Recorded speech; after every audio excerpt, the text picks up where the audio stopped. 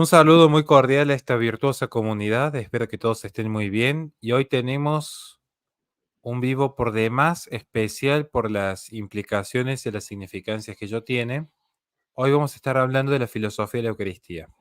Pero como yo no soy teólogo, no soy apologeta y son temas que a mí me exceden por completo, contamos con el honor de que nos visita nuestro querido Michele Marincolo, un verdadero exponente de la fe, un verdadero hombre de fe, que además de haber desarrollado múltiples cursos de formación, hoy gentilmente nos va a estar ayudando a comprender algunos aspectos. No podemos abordar el misterio infinito que es la Eucaristía, algunos aspectos filosóficos para que el católico pueda comprender algunas razones de su fe y para que el que no es católico al menos conozca lo que nosotros creemos y eventualmente la invitación a que lo podamos dialogar desde el respeto, desde la comprensión, porque ciertamente que la Eucaristía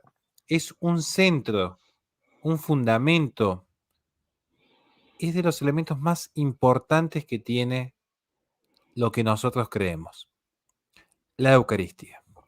Saludando enormemente a Naún, que siempre nos acompaña y que Dios te bendiga siempre, hermano querido. Está el doctor Shiger, que nos ayuda un montón siempre, un gran mentor. Saludos al profesor Guillermo Ramadán, a Teresita Mulek, a Sergio Israel, a Juan Oliva y a todos los que hoy nos acompañan. Si tienen preguntas, recuerden que tienen que iniciar siempre con el signo de pregunta. No hace falta que sean preguntas en superchat, aclaro desde ya, simplemente que la pregunta inicie con el signo de pregunta, pero una cuestión de orden en la exposición. Michele, ¿cómo estás vos? Bueno, para empezar, buenas noches a todos. Bueno, buenas noches para mí, buenas tardes para quizás otros. Muchas gracias por el honor de poder estar aquí, poder compartir este espacio contigo. Y pues nada, por aquí estamos bastante bien y con ganas de poder hablar sobre este maravillosísimo sacramento, que además creo que eso es algo que tenemos en común.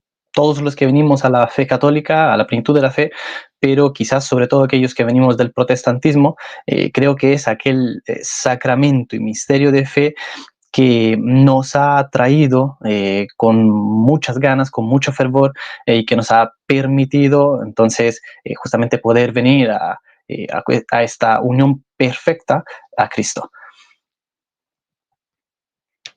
Muy bien.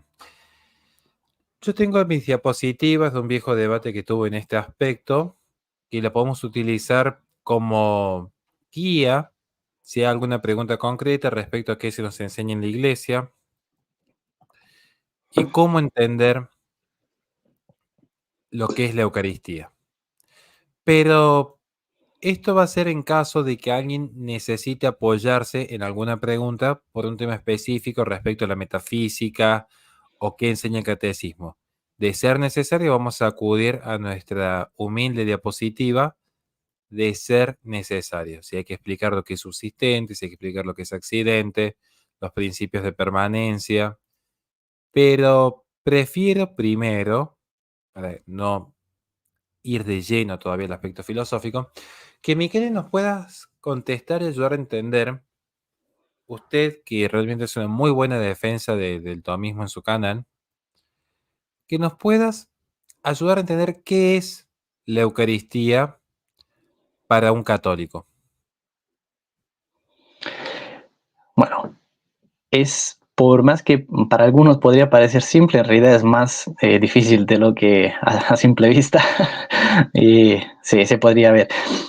La Eucaristía, para empezar, etimológicamente, la palabra que nosotros la tomamos, bueno, del latín y al mismo tiempo del latín se tomó del griego, viene de este prefijo eu y luego jaristía, o sea, eu, o sea, bien o bueno, y finalmente la segunda palabra se traduciría como agradecimiento, acción de gracias. Por lo tanto, sería, digamos, etimológicamente hablando, la buena acción de gracias, ¿no? O el buen agradecimiento.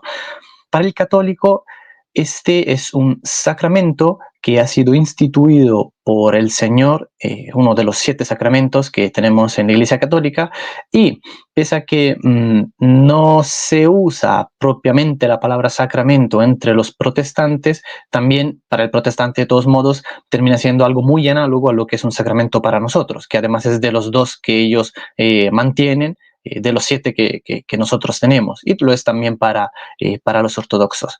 Por lo tanto, como sacramento es un signo sensible que apunta a una realidad, digamos, invisible o inmaterial, algo que propiamente no podemos experimentar o conocer por medio de nuestros sentidos, sino que lo podemos conocer a través de ellos apuntando a otra cosa y luego lo terminamos de conocer bien por medio de la fe.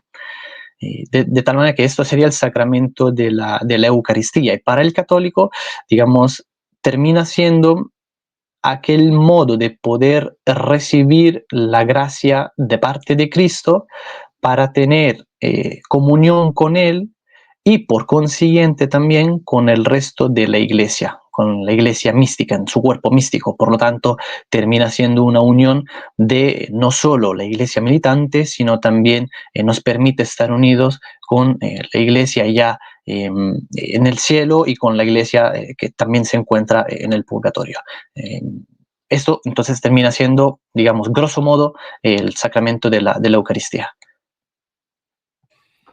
Y en ese sentido, para un católico, ¿qué se necesitaría o cuáles son los elementos que permiten que verdaderamente pueda decirse hay un sacramento? ¿Cuál es solo la materia? ¿Se necesita también acaso una fórmula en específico? ¿Cualquiera puede consagrar? ¿Cómo funciona esto para un católico? Ujú.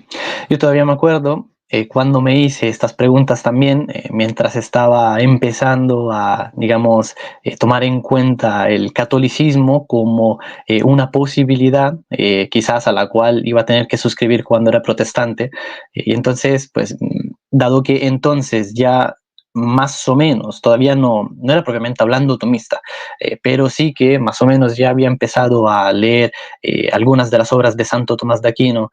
Entonces, bueno, buscando primero en internet, no encontré algo, digamos, muy sólido, algo que me hiciera entenderlo bien. Finalmente fui a parar con uno de sus opúsculos teológicos, que se titula sobre los artículos de fe y los sacramentos de la Iglesia. Pues ahí él, digamos, lo define de un modo bastante sencillo, ¿no?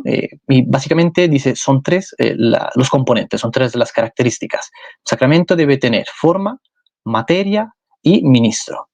Por lo tanto, si se dan estas 3 características, es cuando se puede hablar de un sacramento propiamente hablando, ¿no?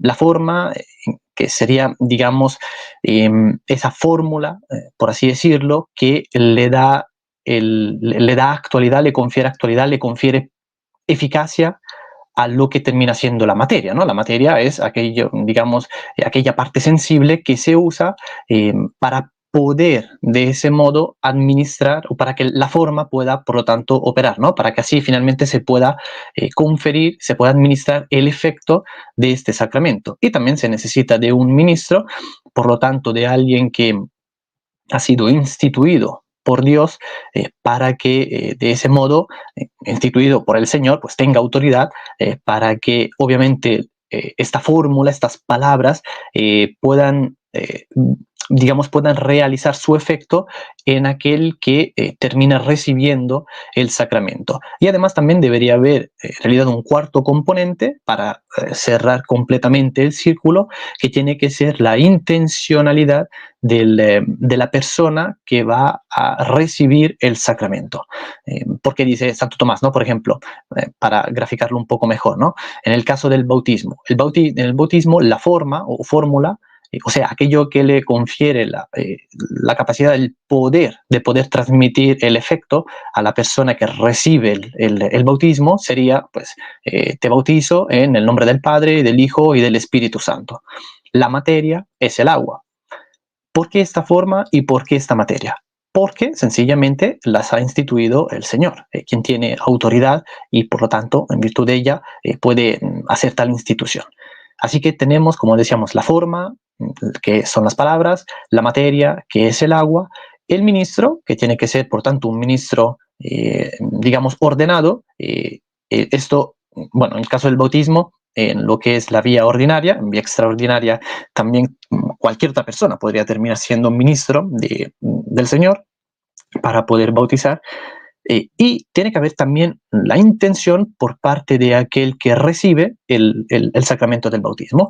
Por lo tanto, si alguien va a ser bautizado, pero sin creer en aquello que está recibiendo, entonces los efectos, se dice que los efectos del sacramento no se realizan en él. Lo mismo vale con respecto, por ejemplo, al sacramento de la penitencia y ahora particularmente, que estamos hablando con respecto a la Eucaristía, en el caso de la Eucaristía. En el caso de la Eucaristía, la forma o la fórmula serían aquellas palabras que encontramos en el Evangelio del Señor, ¿no? Esto es mi pan, perdón, este es mi pan, este pan es mi carne, ¿no? Etcétera, etcétera. Tenemos pues la materia, que son el pan y el vino, y aquí hay que aclararlo, tienen que ser pan hecho con harina de trigo y vino, no podría ser otra cosa que lo sustituya, no podría ser, por ejemplo, agua en lugar de vino, no podría ser, no sé, queso, por ejemplo, en lugar de pan. Estas son cosas que han sucedido a lo largo de estos 2000 años en la Iglesia y que se han declarado como heréticas. Por lo tanto, según el dogma de la Eucaristía, de la transubstanciación, tiene que necesariamente haber, la materia tiene que ser esta, ¿ok? Luego tiene que haber aquí un ministro ordenado. El ministro ordenado no puede ser cualquiera. El ministro ordenado tiene que ser ordenado por Cristo.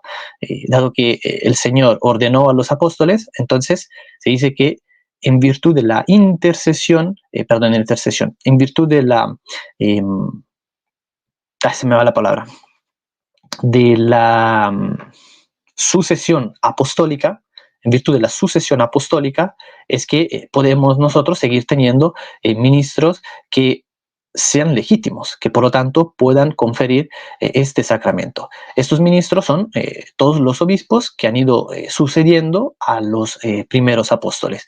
Y por lo tanto, los obispos o aquellos presbíteros que son digamos, autorizados por los obispos, son aquellos que pueden conferir este sacramento. Si no hay un ministro legítimo, entonces no hay ningún tipo de efecto, no se realiza ningún tipo de efecto en aquellos que van a tomar, digamos, la Eucaristía, la Santa Cena, ¿no? Para poder tener esta comunión con el Señor. Por lo tanto, básicamente lo que no van a hacer es recibir la gracia de Dios. No la van a recibir en caso de que no haya un ministro oficial y legítimo. Y la persona también que la va a recibir tiene que creer que efectivamente está teniendo comunión con el Señor, que está recibiendo su gracia y también tiene que, para poder recibir los efectos de esta gracia, también tiene que creer que ahí ya no hay, después de la consagración, ya no hay pan y vino, en esa materia ya no es pan y vino la sustancia que digamos, que se encuentra de modo subyacente a esos accidentes que nosotros experimentamos por medio de la vista o por medio del tacto, por medio del gusto, sino que ahí está Cristo. Por lo tanto, está la sustancia del mismo Hijo de Dios. O sea, su carne, su sangre y su divinidad. Está todo Cristo ahí. Esto es lo que debe creer la persona. Si no hay tal intención, si no se cree esto, entonces también lo que, digamos, sostiene la Iglesia Católica es que entonces la persona, si bien se puede haber conferido legítimamente, del modo correcto, la comunión, la Eucaristía, aún así la persona no va a recibir los efectos de la gracia en su vida debido a, digamos, la falta de estos, digamos, de estos componentes que son necesarios y que son requeridos para poderlo recibir. Bien, vamos por parte. Acá hay una pregunta respecto a Sí, supongo que se refiere concretamente al sacramento del bautismo.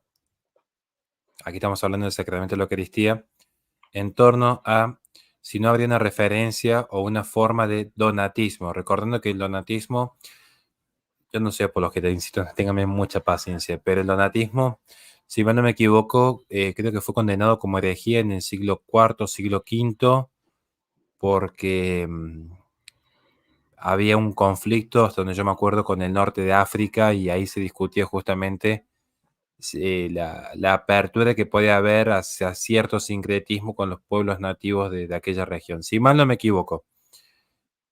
Pero si es la pregunta referida a esta suerte de ministerio que podríamos tener para el bautismo, la Iglesia Católica lo confiere para casos extraordinarios. Por ejemplo, acaba de nacer mi hija con peligro de muerte, y en ese caso el más idóneo sería yo como padre en primer lugar, antes que la enfermera o antes que la propia madre. Entonces hay una serie de reglas, pero son siempre excepciones extraordinarias de acuerdo a la circunstancia material que impedirían que un sacerdote llegue en tiempo y forma a oficiar el sacramento. Incluso dentro del rito de bautismo, si yo, que por ejemplo, que bauticé a mis hijas por un determinado rito que duraba como 1 hora, y hay otros casos de bautismo que duran 5 minutos. O sea, esto también la iglesia tiene como distintos ritos reconocidos y validados. No sé si nos querés ayudar, Miquel, en este punto. Ujú. Sí, es por eso que antes, de hecho, lo aclaré, ¿no? O sea, una cosa es la vía ordinaria, otra cosa es la vía extraordinaria. Está muy bien que tú lo hayas vuelto a aclarar para que no se entienda mal, ¿no? Porque aquí no se quiere decir que cualquiera puede bautizar, digamos, en vía ordinaria. O sea, ordinariamente quien bautiza es un ministro legítimo del Señor. Por lo tanto, no sé, sería un presbítero, podría ser un obispo, como tú también dijiste. Bueno, luego también puede cambiar a lo mejor el ritual, pero eso es, digamos, en vía ordinaria. Luego, en vía extraordinaria es cuando sí, efectivamente, hasta un ateo, y esto lo dice claramente la Iglesia Católica, lo dice claramente nuestro magisterio, lo encontramos, por ejemplo, en los diferentes catecismos, incluso en el último actualizado por nuestro actual Santo Padre, pues incluso un ateo podría bautizar a alguien. ¿Por qué? Porque en ese caso, dado que es por vía extraordinaria, si la persona realmente quiere recibir el bautismo, pues entonces lo tiene que poder recibir, se tiene que poder administrar. En el caso de un bebé, alguien podría decir, bueno, es lo que luego suele surgir, ¿no? En el caso de un bebé, bueno, ¿cómo va a querer que esto, que el otro? Bueno, en el caso de un bebé, efectivamente se le bautiza, y es por eso que luego tiene que haber una confirmación, ¿no? Pero bueno, los donatistas, básicamente, ellos lo que hacían era, más que nada, rebautizar a los que habían sido bautizados por los católicos. Entonces, ahí tenemos un problema, porque el bautismo es uno de esos sacramentos que se dice que imprime carácter, y que por lo tanto, eso lo que, digamos, prácticamente termina significando es que es uno de esos sacramentos que se pueden recibir solo una vez en la vida. Contrariamente, igual que por ejemplo también el sacramento de la orden, o sea, para todos los curas, para todos los sacerdotes, igualmente también que el sacramento de la confirmación, estos se reciben una sola vez en la vida, mientras que en cambio no es así en el caso del sacramento del matrimonio, o en el caso del sacramento como el que nos reúne aquí hoy, de la Eucaristía, ¿no? La materia en el caso de estos sacramentos que no imprimen carácter, no tiene que ser la misma, pero sí que se puede repetir múltiples veces, ¿no? Por ejemplo, no se puede volver a consagrar, en el caso de la Eucaristía, la misma hostia, ¿no? Tiene que, todas las veces que se va a consagrar, tiene que ser una consagración que precisamente no de una hostia que no pueda haber sido consagrada anteriormente, sino que tiene que ser en el momento previo a la consagración, precisamente tiene que ser pan hecho con harina de trigo, ¿no? En el caso del matrimonio, pues uno se podría volver a casar, ¿no? En el caso, por ejemplo, de que muera su cónyuge, pero no es que eh, quiere decir que alguien, porque el matrimonio no es un sacramento que imprime carácter, entonces que esa persona se puede volver a casar 2, 3, 4, 5 veces con el mismo cónyuge, ¿no? Tendría que esperar, por ejemplo, como decíamos, hasta la muerte de su cónyuge para, a lo mejor, contraer unas segundas nupcias. Entonces, en el caso de los donatistas, ese es el problema, que ellos querían rebautizar, o sea, bautizar por segunda vez a aquellos que ya habían sido bautizados por una vez. Y dado que la Biblia habla claro, ¿no? Y siempre la fe de la Iglesia, la tradición lo ha sostenido de este modo, ¿no? Una fe, un bautismo, entonces, pues no puede volver a bautizarse a alguien. Entonces, bueno, no entiendo muy bien esa pregunta que nos hacían, porque bueno, no entiendo muy bien cómo se vinculan los donatistas con esto de que estamos hablando, pero bueno, en fin, eso es un poco lo que podría decir. Te agradezco, Michele. Aquí hay otra pregunta para usted. La intención de este sacramento, la Eucaristía, ¿es estar en mayor comunión con Jesucristo? La intención de este sacramento es estar en mayor. No sé si, creo, me parece a mí que la palabra ahí mayor, el término mayor, digamos, es fundamental, ¿no? En esta pregunta. No sabría decir, no creo que, digamos, para ser precisos, se estaría en mayor comunión si es que uno ya viene estando en comunión con Cristo. Lo que sí sucede es que se recibe, digamos, un aumento de la gracia. A ver, es que yo creo que esta pregunta, a ver, borremos lo que acabo de decir. Esta pregunta, digamos, que se contestaría, digamos, según el caso, ¿no? Es relativo al caso. Si, por ejemplo, hay una persona que, no sé, nunca ha participado antes de la Eucaristía, o alguien que a lo mejor hace años que no participa de la Eucaristía, entonces obviamente tiene un grado de comunión con el Señor inferior al que tenía anteriormente, ¿no? Y por lo tanto, sí, digamos, tener comunión con Cristo está en una mayor comunión, ¿no?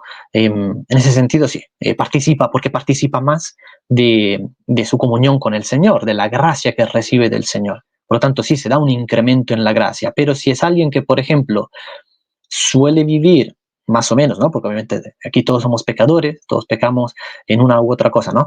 Pero sí, más o menos, digamos que solemos vivir en gracia, o sea, tratamos de eh, mantenernos lo más pegados posible al Señor y lo más separados posibles del pecado. Tratamos de hacer constantemente el bien. Si pecamos, reconocemos esos pecados, los confesamos, nos arrepentimos, etcétera. O sea, en este sentido, una mayor comunión, bueno, probablemente sí, se dé una mayor comunión, pero en este caso no creo que sería igual que en los anteriores casos, ¿no? Los anteriores ejemplos. No sé, diría ahora así rápidamente. No sé tú cómo le contestarías. Es medio compleja la pregunta, porque la intencionalidad tiene que ser la plena conciencia que tiene el sujeto respecto al acto que va a concebir. De allí que en el caso del bautismo los padrinos son los que prestan este consentimiento, porque todo sacramento implica, al igual que el pecado, libertad. Entonces, lo que sucede es que a veces hay un sujeto que circunstancialmente privado de su razón por algún accidente, que vamos a hablar de los accidentes, por cierto, como es un niño recién nacido o una persona con algún tipo de grado de discapacidad, va a haber otro agente que en representación, como puede suceder con cualquier instituto jurídico, donde esté el tutor o el curador, va a prestar consentimiento en la persona del representado, en este caso el padrino en representación del bautizado. Uno tiene que ser consciente de lo que recibe. De allí que el pecado mortal de recibir la Eucaristía en plena conciencia de un pecado mortal no es igualmente imputable que a una persona que ha tenido deficiencia en su catequesis y que no se le ha enseñado debidamente y que es un pecado mortal. Lo digo porque a mí me sucedió en un tiempo que se me había dicho que determinadas acciones no eran pecado, después descubrimos que sí. Entonces, esto depende de muchas variables. La forma más simple de entenderlo quizás en algunos puntos es acudir a la propia lógica jurídica, porque de hecho la Iglesia está siempre íntimamente comunicada con este régimen jurídico, digamos. Entonces, es la forma más simple de entenderlo. Se podría imputar un acto a alguien que no ha sido plenamente consciente. Bueno, ya sé que hay distintas corrientes jurídicas, pero es como un principio fundamental del cual podemos luego derivar distintas reglas. Aquí hay otra pregunta que nos dice el pastor Cristian Brites. Horacio, ¿la transustanciación más bien es espiritual o mística? Digo, porque el pan no deja de ser pan. Bueno, en realidad sí deja de ser pan, al menos para nosotros, pastor. Por eso que queremos hacer este vivo, porque al menos no digo que vayan a creer lo que nosotros creemos al final de esta transmisión, pero que al menos podemos manejar la misma terminología. Es decir, si yo voy a hablar de la sola escritura, ¿usted qué me diría a mi pastor? Que no confunda sola escritura con el soloísmo bíblico. Eso es lo que usted me diría, mire, usted a mí me diría, hijo, no hace falta que usted sea evangélico, pero no me confunda sola escritura con el soloísmo. Bien, nosotros tratamos de hacer lo mismo en este vivo. Para esto, no sé si querés responderle vos, Michele, eh, para...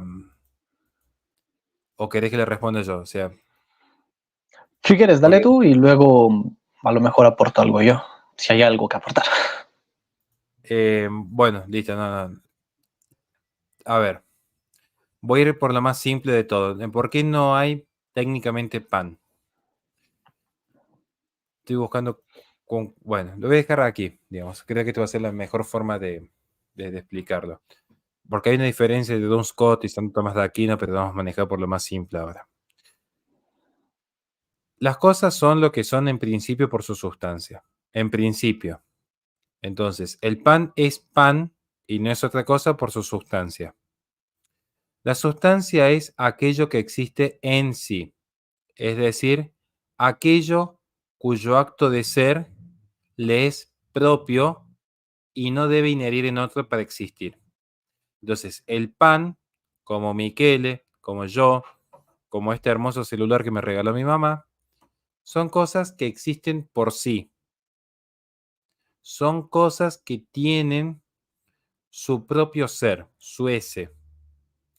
El accidente es aquello que existe, pero que para existir debe existir en otro. Y aquí es lo que nosotros podemos llamar no solo accidentes, sino también a veces se suele denominar predicamentos o categorías. Son formas que podemos ver que en más o en menos comparten este principio. El accidente es aquello que existe en otro. Entonces, si yo tengo al pastor Cristian Brite frente a mí y yo le digo, alcánceme 1 kilo, ¿qué es lo primero que me diría él? ¿1 kilo de qué? O alcánceme un rojo. Yo diría, pero ¿cuál objeto rojo? O alcánceme lo horizontal. Yo diría, ¿cuál objeto horizontal? Entonces, yo tengo accidentes. Cantidad, calidad, ubicación, lugar, pasión, acción, relación. Son accidentes. Lo que existe por sí es la sustancia. Ahora, la sustancia se expresa y se hace cognoscible por los accidentes. Si yo le dijese a ustedes, imaginen un árbol, al ser conocimiento sensible, la imaginación, ese árbol está siempre accidentado. Si yo le digo a ustedes, imaginen un árbol, lo primero que van a imaginar es, bueno, o el dibujo del árbol de un niño, o un árbol real, o el árbol que recuerden de sus abuelos, o se imaginan un árbol seco en el medio del bosque. Tiene sus accidentes, su color, sus dimensiones, su ubicación. En el caso de la transustanciación, que esto ha tenido su desarrollo en cuanto a definición, después vamos a hablar si esto siempre se creyó o no se creyó, ahí vamos a llegar a ese punto luego, ha tenido un desarrollo teológico en el perfeccionamiento y la comprensión a lo largo de la historia. Pero se ha entendido, particularmente a partir del Concilio de Trento, que es cuando ya se culmina este desarrollo teológico, que es como el concilio para muchos de mayor profundidad en este punto específico de la Eucaristía, que en la transustanciación hay un cambio de sustancia, un fenómeno único en el cosmos. ¿Por qué es un fenómeno único del cosmos? porque hay un cambio de sustancia. Lo que antes era pan ya no es pan, ahora es cuerpo, sangre, alma y divinidad de Cristo para el católico. Hay un cambio de sustancia, pero se conservan los accidentes. Entonces hay una conservación, porque tiene que haber un principio de permanencia. No me da tiempo para explicar todo ahora, no me da tiempo para explicar todo, pero para que opere tiene que haber un principio de permanencia. Lo que van a permanecer van a ser los accidentes. Es un principio de lógica. Lo explico rápido. Si todo cambiase radicalmente, no habría continuidad, no habría ser, no habría sucesión. Entonces, tiene que haber siempre un cambio. El tema es qué tipo de cambio se da, qué es lo que permanece y qué es lo que cambia, para que haya sucesión y continuidad en el ser, en lo que tiene acto de ser. Lo que va a cambiar es la sustancia en sí. Entonces, va a permanecer el accidente. Ese accidente que antes se adhería a la sustancia del pan, ahora es la expresión sensible, por eso hablamos de un signo sensible. Es lo que mis ojos ven, lo que mi gusto percibe, lo que mis manos pueden tocar. Es que conozco a través de los signos sensibles, pero la sustancia que está operando ya no es la sustancia del pan, sino que es la presencia real de Jesucristo en sangre, alma, divinidad y cuerpo. Entonces, aquí tenemos el ejemplo más claro, un bebé que subsiste por sí y lo que no tiene existencia propia, que es el color negro, que va a adherir al color del pelo del bebé. Lo mismo sucede en este caso con el pan. Nosotros lo que degustamos es el accidente de Cristo. Perdón, retracto. El accidente del pan. Pero lo que nosotros consumimos es la sustancia divina de nuestro Señor. No sé si estoy siendo claro o si quieres aportar algo, Miquel, en este punto. No, está muy bien. Y, de hecho, pues, creo que una vez que se puede entender esto es cuando finalmente se va a poder entender al menos qué es lo que cree el católico. Luego, de ahí a que alguien quiera suscribir a tal creencia o no, pues ya habrá que ver ese tema, ¿no? Pero al menos entender lo que nosotros creemos. Ahora, para seguir, ¿no? Con lo que decía el pastor, él como protestante bueno, hay al menos 4 posturas, ¿no? Son, digamos, las más comunes entre los protestantes que se suelen adoptar con respecto al tema de la Eucaristía, ¿no? No sé muy bien a cuál exactamente suscribirá él.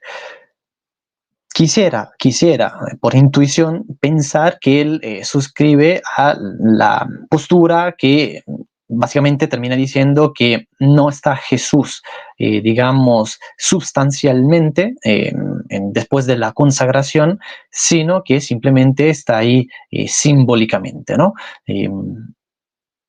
Ahora, esto, para empezar, también pequeño paréntesis, ¿no? Porque creo que esto también nos viene bien para poder corregir algo que a veces se dice, ¿no? Que el primero en haber, digamos, postulado un planteo de presencia simbólica, ¿no? O de significación simbólica en la Eucaristía fue Lutero, que hasta el siglo XVI tal cosa no había sucedido. Creo que esto sería bueno poderlo corregir porque propiamente hablando no es así. De hecho, al menos según lo que yo tengo conocimiento, luego quizás podría haber también alguien que anteriormente postuló algo parecido, pero según hasta donde al menos me llega a mí el conocimiento, el primero en haber postulado un simbolismo y no por lo tanto una verdadera presencia real, substancial de Cristo después de la consagración, fue en cambio un cura por allá en el siglo XI más o menos, que se llamaba Berengario. Este sacerdote, teólogo, básicamente siguiendo un poco las nociones de sustancia y accidente de Aristóteles, básicamente hacía este planteo que muchos suelen hacer, ¿no? A ver, los accidentes se apoyan en la sustancia, como tú lo has estado explicando ahora, ¿no? O sea, es que los accidentes se apoyan en la sustancia para poder ser, por lo tanto, si hay un cambio de sustancia, también debe haber necesariamente un cambio de accidentes, porque no pueden permanecer los accidentes de por sí si cambia también la sustancia. Entonces, siguiendo este razonamiento, su conclusión es, ahí no tenemos realmente la presencia de Cristo, no se encuentra su sustancia, sino que lo tenemos solo simbólicamente. Por lo tanto, esto terminaría, digamos, básicamente lo que implicaría sería que cuando Jesús dijo, esto es mi cuerpo, en realidad lo que estaba queriendo decir es, esto significa mi cuerpo, ¿no? Apunta hacia él, es un símbolo y ninguna otra cosa. Esto, según, como decía, como estoy diciendo, que esto es lo que decía este sacerdote Berengario, Berengario de Tours del siglo XI. ¿Okay? Entonces es anterior a Lutero, esto de al menos unos cinco, casi 6 siglos más o menos. Y a ver, es entonces importante entender que al cambiar la sustancia, se mantienen los accidentes, como tú bien lo explicabas, de la sustancia anterior, y esos accidentes no son de Cristo. Eso es lo que nosotros los católicos entendemos y creemos. Es decir, después de la consagración que hace el sacerdote, pues ahí ya no encontramos la sustancia del pan y del vino, sino que encontramos pues, la sustancia de todo Cristo, como decíamos, ¿no? O sea, de toda su persona y por tanto también sus dos naturalezas en realidad, o sea, toda su divinidad, su carne y su sangre. ¿Ok? Eso es importante tenerlo en cuenta. Los accidentes no son los suyos propios y no se apoyan sobre la sustancia de Cristo.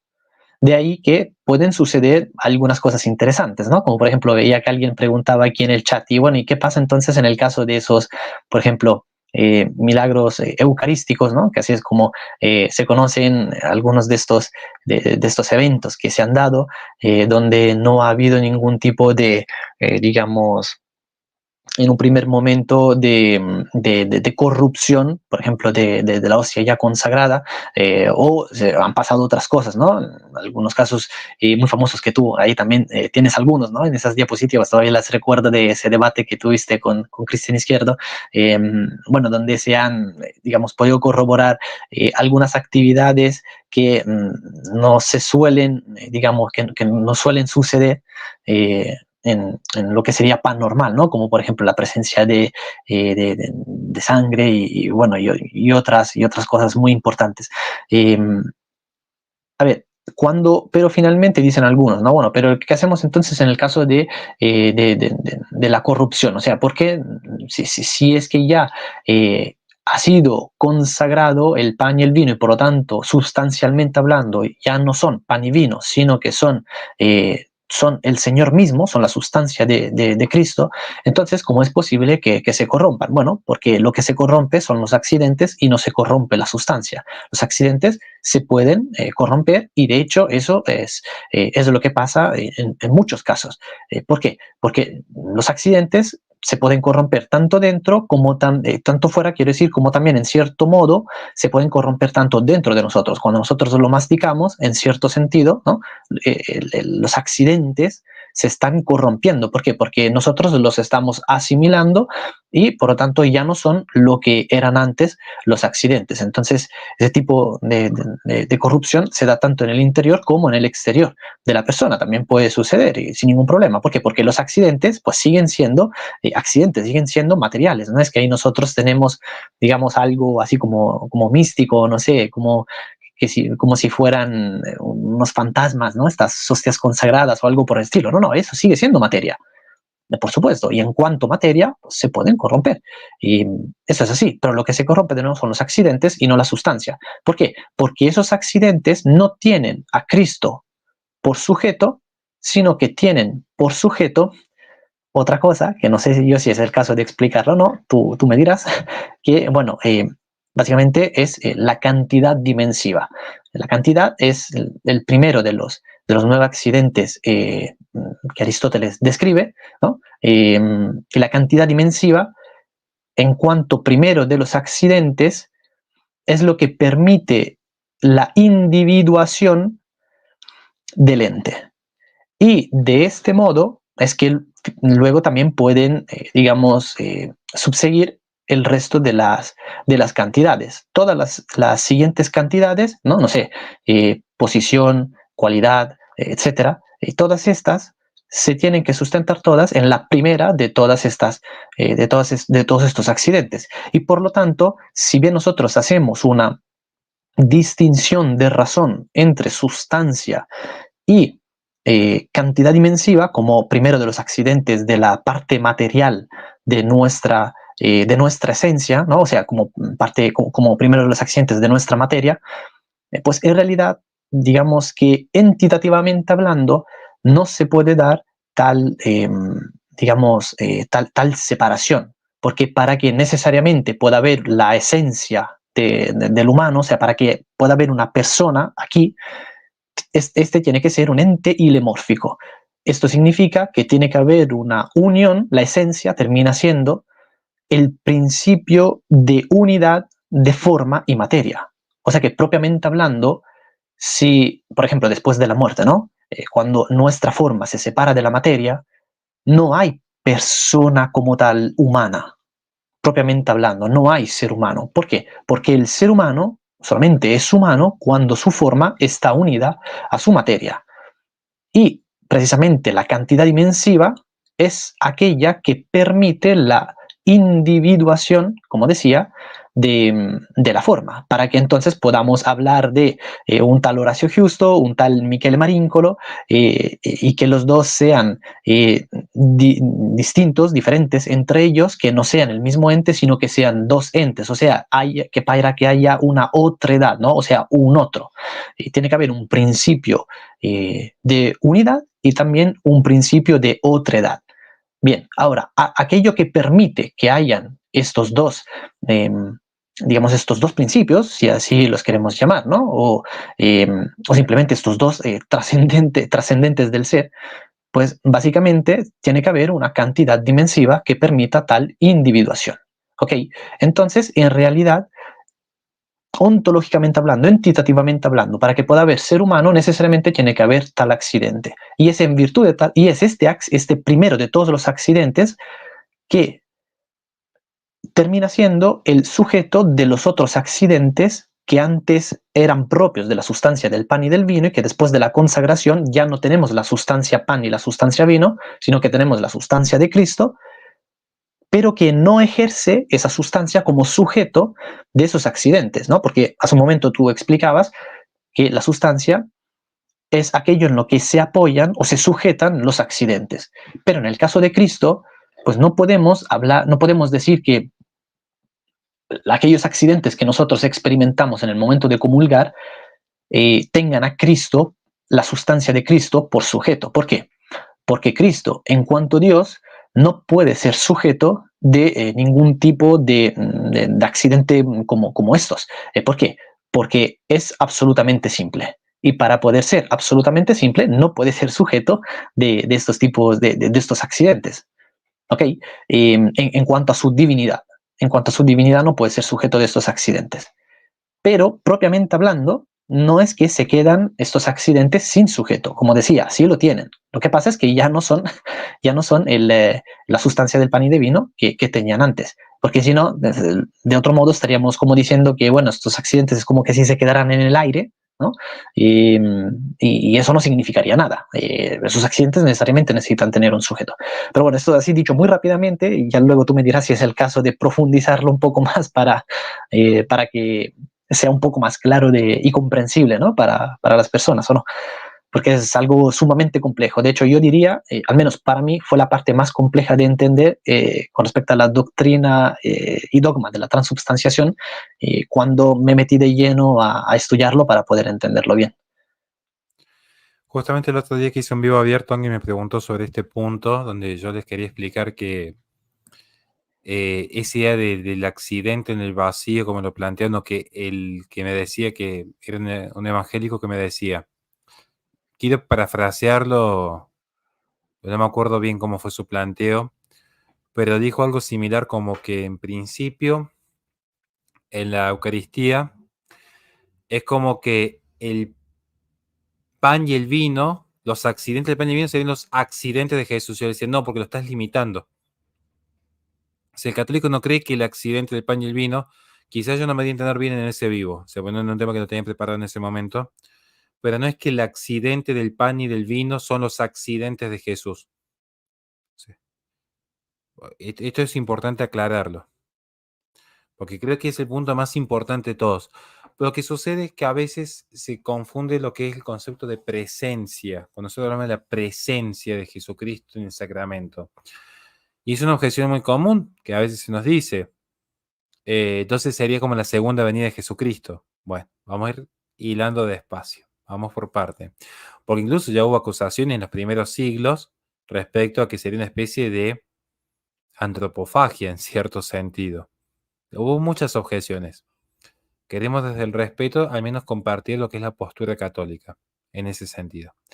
Cuando hablamos nosotros de la presencia de Cristo en la Eucaristía, si yo voy al Concilio de Trento, se nos va a decir, y cito, si alguno negare que el Santísimo Sacramento de la Eucaristía se contiene verdadera, real y sustancialmente el cuerpo y la sangre, juntamente con el alma y la divinidad de nuestro Señor Jesucristo, y por ende Cristo entero, sino que dijere que solo está en él como en señal y figura o por su eficacia, sea anatema. Si alguno dijere que en el sacramento, que en el sacrosanto sacramento de la Eucaristía permanece la sustancia de pan y de vino juntamente con el cuerpo y la sangre de nuestro Señor Jesucristo, y negare aquella maravillosa y singular conversión de toda la sustancia del pan en el cuerpo y de toda la sustancia del vino en la sangre, permaneciendo solo las especies de pan y vino, conversión que la Iglesia Católica llama transustanciación, sea anatema. Si alguno negare que en el venerable sacramento de la Eucaristía se contiene Cristo entero bajo cada una de las especies y bajo cada una de las partes cualesquiera de las especies hechas de separación, sea anatema. Entonces, aquí lo que vamos a ver que se está hablando de una presencia real, pero que no es lo mismo que la presencia física, a lo que refería recién Michele con lo que él intenta explicar ya en un 15 años luz más arriba de lo que puedo explicarlo yo, pero no hay que saber separar lo que es la presencia real a la presencia física y luego los grados de perfección que hay en el proceso. Pensemos, Michele y yo, para que lo podamos ir entendiendo de a poquito. Michele y yo, ¿estamos o no estamos en presencia en este momento, en esta transmisión en vivo? Y hay una presencia, más virtual que real, pero hay una presencia en tiempo directo. O sea, en este momento no es que lo estamos viendo en diferido, estamos en vivo. O sea, él y yo en este momento estamos interactuando. Ahora, ¿qué presencia sería más perfecta y más plena? Y si nos encontrásemos, nos hicimos un gran abrazo, comemos un buen asado, al día siguiente vamos temprano a misa, entonces, bueno, ahí tendríamos una presencia más plena, más perfecta y física, porque estaríamos en contacto directo, que no es lo mismo que una presencia virtual como estamos aquí en vivo. ¿Quién podría negar que no estamos en presencia el uno del otro haciendo esta transmisión en vivo?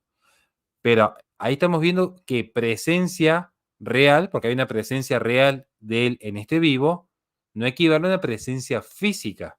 Esto como para solamente introducir el tema, lo estoy tratando de explicar en los términos más simples posibles.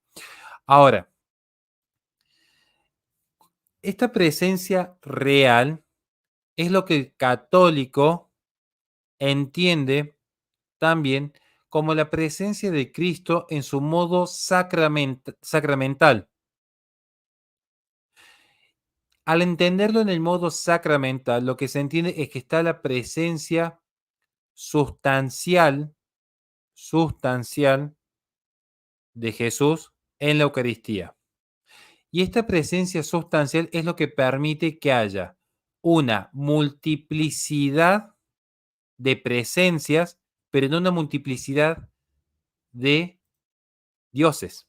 No es que hay un Dios en cada Eucaristía, es el mismo Jesucristo que se hace presente de manera múltiple, porque lo que se ha multiplicado son los panes y los vinos, ese aspecto material. Ese aspecto material, de hecho, la materia es uno de los principios de corrupción y generación en concepto de metafísica. Ese aspecto material, esa hostia que luego es consagrada, es lo que va permitiendo la multiplicación de entes.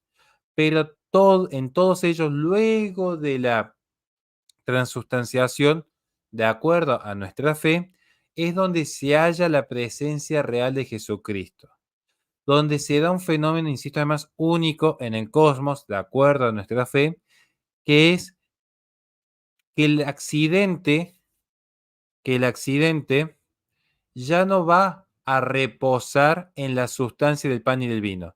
Y no es que Jesucristo toma el accidente del pan y del vino, que es lo que me quería imputar días pasados un evangélico, donde yo le explicaba que no funciona así. No es que Jesucristo va a tener ahora el accidente de un pan, porque no lo puedo limitar a Cristo, menos en lo que es la presencia eucarística. No lo puedo limitar sustancialmente. No lo puedo limitar sustancialmente. No sé si me estoy dando a entender hasta aquí, porque es importante esta idea de la presencia, porque no estamos hablando de la presencia física, sino de la presencia sustancial, que tampoco equivale a la presencia simbólica o a la presencia espiritual, porque son distintos tipos de presencias. Si estamos hablando de un signo, un símbolo, ya ni siquiera hay presencia, sino un concepto.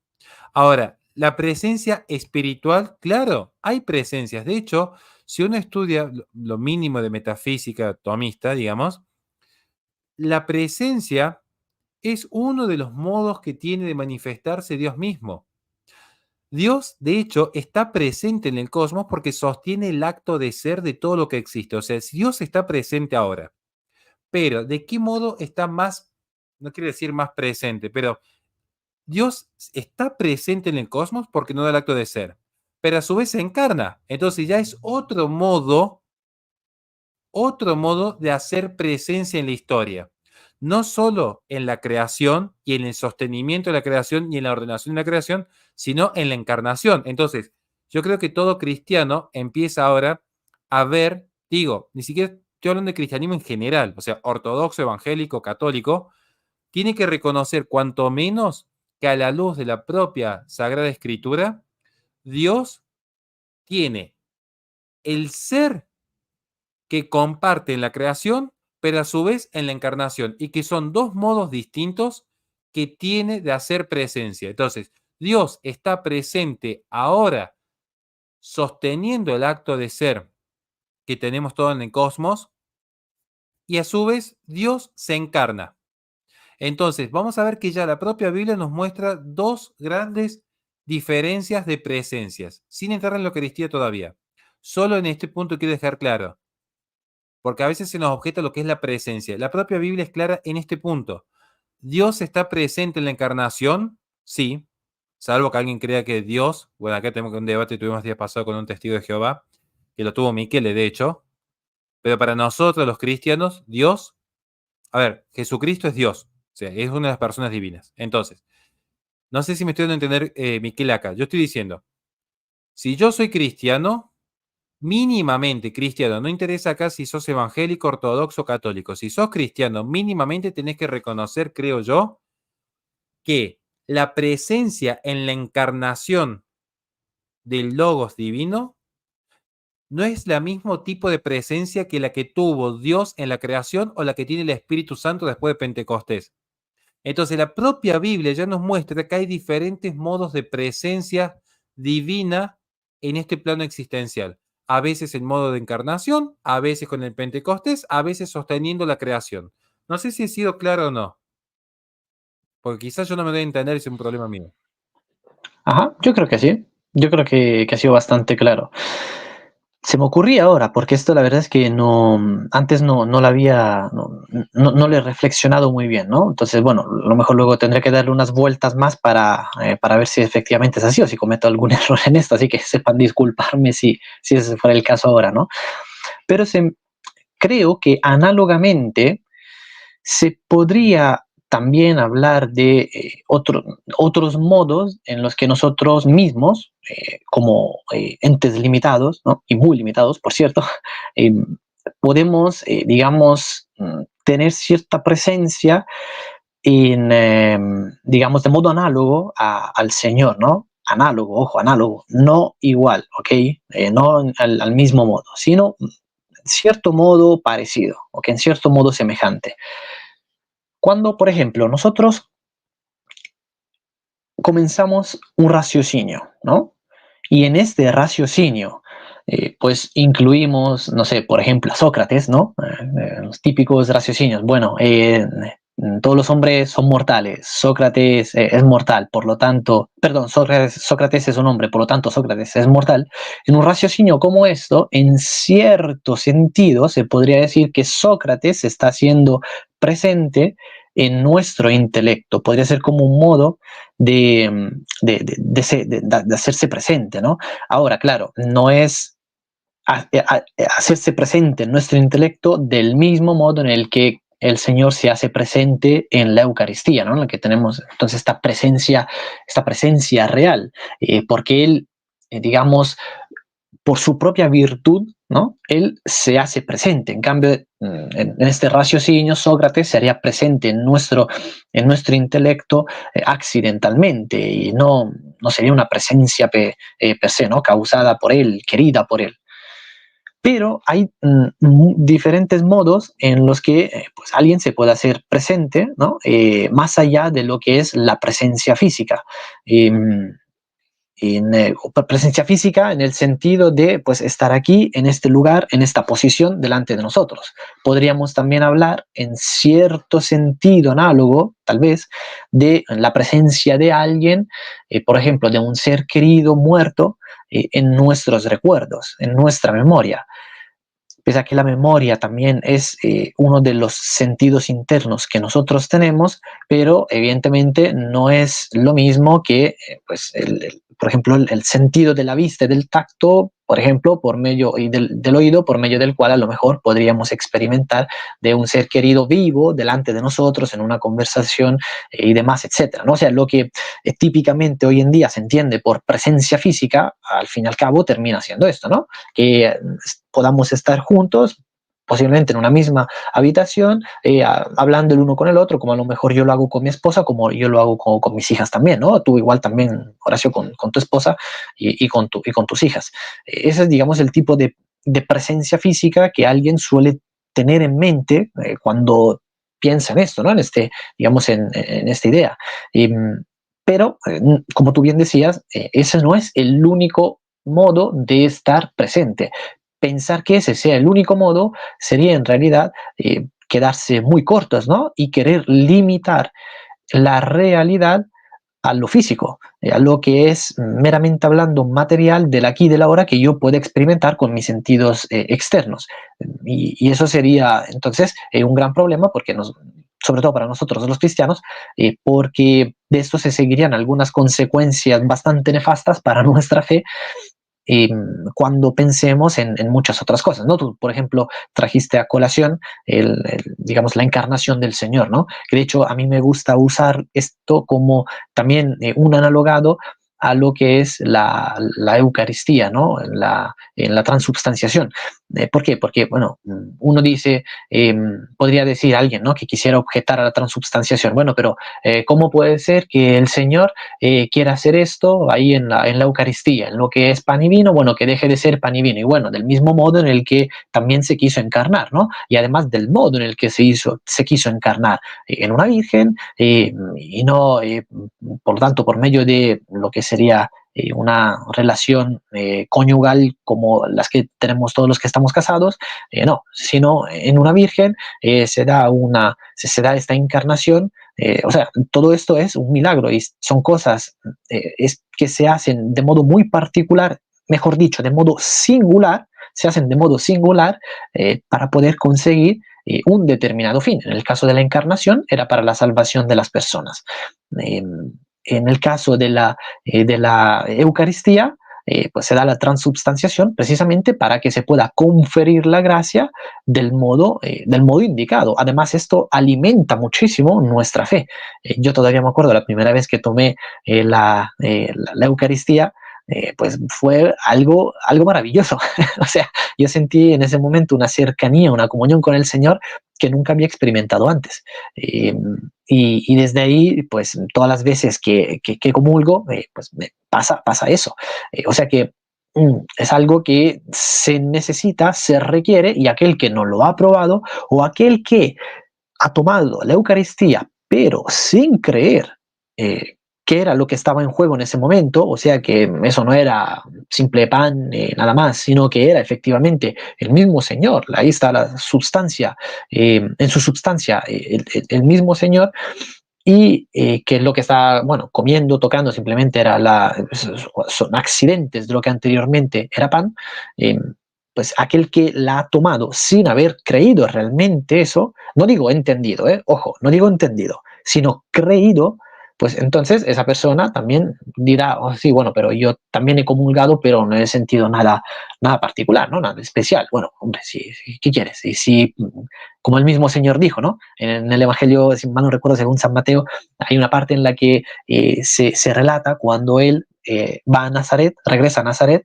y ahí intenta evangelizar. Dice, la gente conociéndole, sabiendo quién era, que decían, bueno, pero no es este el hijo de José, el hijo de María, no conocemos a sus hermanos, que esto, que el otro, cómo ahora puede venir aquí presentándose como un profeta, como el hijo de Dios, que esto, que el otro. Entonces, pues esa parte del relato precisamente termina diciendo, bueno, entonces ahí el Señor no pudo hacer muchos milagros porque la gente tenía poca fe. Al no encontrar gente con fe, entonces tampoco hacía estos milagros. Bueno, análogamente, no vas, si no crees, si no tienes fe a la hora de tomar la Eucaristía, que no estás tomando cualquier cosa, sino que estás comulgando con el Señor, porque ahí está Cristo transubstanciado, entonces tampoco vas a poder, digamos, tener este incremento de gracia en ti que te permite, por lo tanto, tener una comunión mayor, como decíamos también antes, una comunión mayor o mejor con el Señor. Ya para ir, esto tenemos que hacer 2 o 3 vivos, creo yo, sinceramente, porque hay muchísimo para hablar. Así que dejo la invitación abierta para cuando puedas. Pero voy respondiendo rápidamente a algunas preguntas que yo creo que a veces hablo en arameo porque pido que si van a hacer una pregunta que empiece con signo de pregunta, pero bueno, entiendo que a veces no me doy a entender. Nos dice Joel, pero Miquel, el decir Dios puede, por lo tanto sucede, no es un Deus, no es un Deus ex machina. Es que Miquel no dijo, porque puede, sucede. Él lo que dijo es, nosotros creemos esto y en ese sentido encontramos razones suficientes para afirmar lo que por fe hemos recibido. Son dos cosas distintas.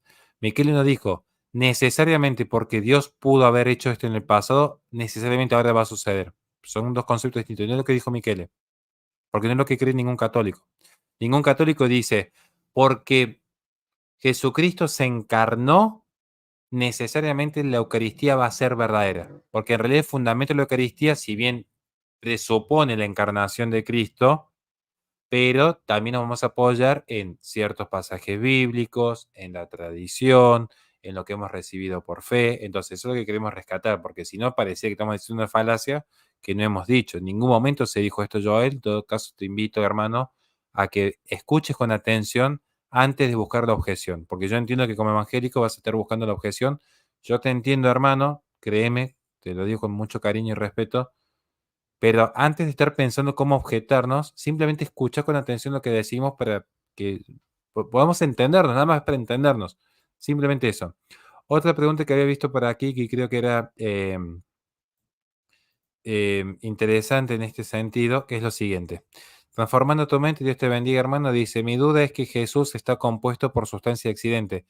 Depende de qué entiendas por Jesús, porque recordemos lo que es la naturaleza hipostática. Entonces, yo creo que este es un problema muy común dentro de lo que es el quehacer teológico moderno, digamos. Hablamos de Jesús y lo que se nos viene a la mente es que Jesús es necesariamente el cuadrito que veo de este hombre con barba, con pelo largo. Y aquí no estamos hablando, a ver, yo no sé si no me voy a entender, no estamos hablando de la presencia física, sino de una presencia real. Entonces, claro, Jesús asciende en cuerpo y alma a los cielos y está sentado a la derecha de Dios Padre y desde allí venía a juzgar a los vivos y a los muertos. O sea, este es el credo que ya le dediqué un programa entero, no, creo que fue no, toda la Semana Santa me dediqué a analizar el credo según Santo Tomás de Aquino. Fue mi labor de Semana Santa. Entonces, no puedo confundir ese Jesús en esa naturaleza donde es verdadero hombre y verdadero Dios que asciende a los cielos, no puedo confundir esa presencia física que ya ha trascendido el plano físico a lo que es la presencia sacramental, que no es lo mismo que la presencia espiritual, porque en la presencia espiritual, como yo podría creer que Cristo está en el corazón de Michele, por ejemplo, lo veo a él, veo a su familia y yo digo, aquí está Dios presente. Sí, porque eso es un hecho. Por los frutos se nos conoce. Entonces, ¿yo por qué digo que Miquel es un buen cristiano? Porque se hace evidente esa gracia preternatural. Ahora, en el caso de la Eucaristía, ¿por qué hablamos de la presencia sacramental y no espiritual? Insisto, nosotros los católicos hablamos de presencia sacramental porque el sacramento sí presupone la materia, además de la fórmula, el ministro y la intención. ¿Se entiende? Es la diferencia con la presencia espiritual, que no es lo mismo que manifestación, que estoy viendo un comentario allí. Nunca hablamos de manifestación. ¿Puede Dios manifestarse? Sí, se puede manifestar. Por ejemplo, la zarza ardiente se manifiesta porque comunica de una determinada manera algo al hombre. Aquí no estamos hablando de la manifestación, sino la presencia. ¿Qué tipo de presencia? Sacramental. ¿Qué implica la presencia sacramental? Que se haya esta sustancia divina, pero comunicada sustancialmente a al pan y al vino, donde la sustancia se da por la divinidad, pero el conocimiento sensible por los accidentes materiales. Por eso es sacramento o presencia sacramental y por eso no es espiritual. Yo cuando voy a tener la presencia espiritual, cuando por ejemplo rezo el Padre Nuestro, por ejemplo, allí habría una presencia espiritual, pero no es sacramental. Por eso los sacramentales sí son objetos, por ejemplo, un rosario bendecido, una vela. Bien, después un día podemos discutir cuando quieran el tema que si adoramos imágenes, ¿no? Bueno, a mí ese tema no me interesa entrar en debates porque no construyen. Acá estamos explicando lo que el católico cree. Y cada uno tiene la libertad de creer, digamos, en ese sentido. Pero es para justamente evitar este punto, porque vean la pregunta y cierro con esto. Dice, Jesús está compuesto por sustancia y accidente. Pero si la Eucaristía solo tiene la sustancia del verbo sin sus accidentes, ¿no estaría incompleto el sacramento? No, que justamente, acá yo creo que ya te lo hemos explicado en ese sentido, hermano, en cuanto que sustancia divina y los accidentes en un fenómeno único que se da en el cosmos, los accidentes no van a encontrar como sujeto a Cristo porque no lo van a limitar.